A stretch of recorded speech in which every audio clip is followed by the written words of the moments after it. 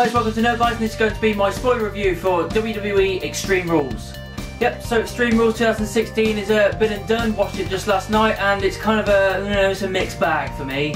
Pre-show, I'll go over this quickly. Cass versus the Dudleys, Ziggler versus Corbin, alright match, just a low blow, and then Corbin wins, which I'm glad Corbin won, but it's just a match. We've seen it a million times already, and I've had enough of it really. On to the main pay-per-view, Usos versus Gallows and Anderson. Again, we've seen this match again and again and again, and it's just, it was an alright match. It wasn't too bad, but it was just, Gallows and Anderson won though, so that's probably a plus point really, because they need pushing. Next was the US title match, Rusev versus Kalisto. Standard match, and it was alright, it wasn't too bad, it was a pretty good match, a few good spots here and there. Kalisto was doing the best he can, Rusev was dominating for the majority of it really. It was the ending that kind of annoyed me really. He tapped out to the Accolade far too quickly. It was literally like, as soon as you put him in, it was bang, he was tapping out. I was like, what? It's like, you're starting to build up this Kalisto guy, and you have him tap out that quickly. You need to have this guy, you know, be resilient against Rusev, not just tap out to the easiest thing. It was a shame really, because once again the Kalisto just gone straight down again.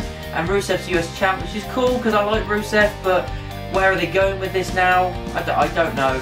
The next match was the New Day versus the Vaudevillains for the Tag Team Championships. Pretty good match, not too bad, I quite enjoyed it. New Day sneaking to win with Kofi Kingston giving him a kick before, I think it was Xavier that gave him the final blow, and then that was it, blah, done. Yeah, I quite enjoyed that match. It wasn't too bad. It was nothing incredible. It was a pretty standard match, but reasonably enjoyable. The Fatal 4-Way Intercontinental match: Cesaro, Miz, Sami Zayn, and Kevin Owens was epic. Best match of the night, full of awesome spots. The Helluva kick straight out of the gates to Kevin Owens was an awesome way to kick it off.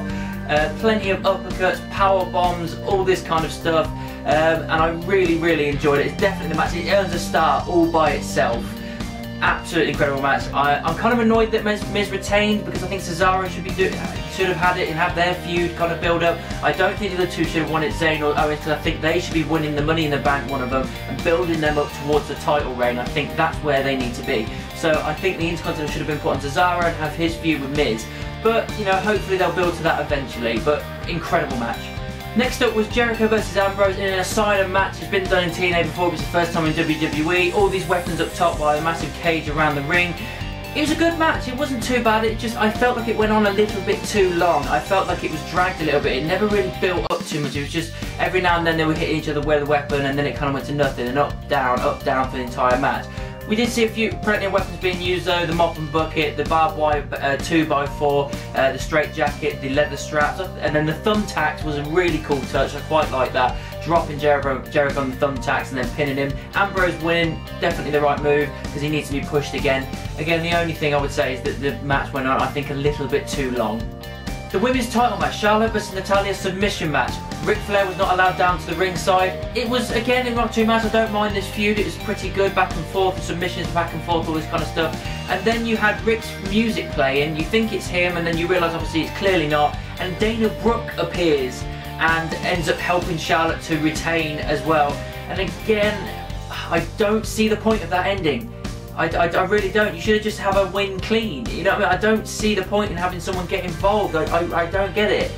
It's just that with the women's stuff at the moment, they're building it up well, the match is good, and then the endings are falling apart. I didn't really agree with having that woman get involved really.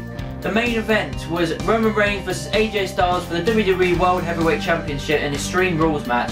Now it was alright, it wasn't too bad, it was back and forth. There's plenty of stuff outside of the ring, through barricades and all this kind of stuff. Plenty of awesome spots. Styles was really good. Reigns I still enjoy, and I think they carry each other pretty well.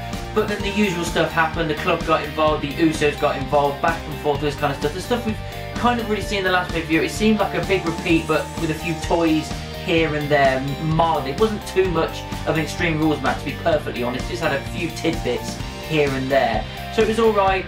Reigns again retained with one spear and it's gone, and it annoys me with that, because I like the fact that they're building up the fact that the spear is like a one hit and that's it, done. I'm fine, but if that's the case, it should be the same as Styles Clash. Two Styles Clashes, one of them was on a chair and he kicked out of both of them. Now again, this is Vince wanting him to look strong and everyone else to look weak, and it's not good because the Styles Clash is a big move and it should be one hit down and that's it out.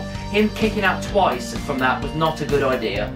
And then at the very end, we've got something that I was so looking forward to when it eventually happened, and they made me not care about it really.